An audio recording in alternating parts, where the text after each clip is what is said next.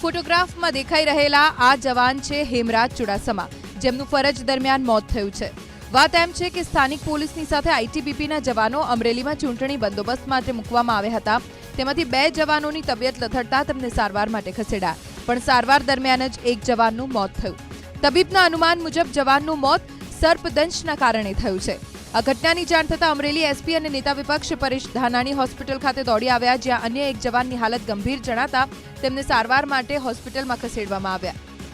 એક જવાન, એક ગરબા ગુજરાતનો સૈનિક તિબેટ સરહદ ઉપર દેશની સુરક્ષા કરી રહ્યો હતો। માળિયા હાટીનાના વતની એવા ચુડાસમા પરિવારના એક દીકરાએ આજ આકસ્મિક જીવ ગુમાવ્યો છે અને બીજો જવાન હોસ્પિટલની અંદર આજ પોતાના શ્વાસ જીવન બચાવવા માટે સંઘર્ષ કરી રહ્યો છે।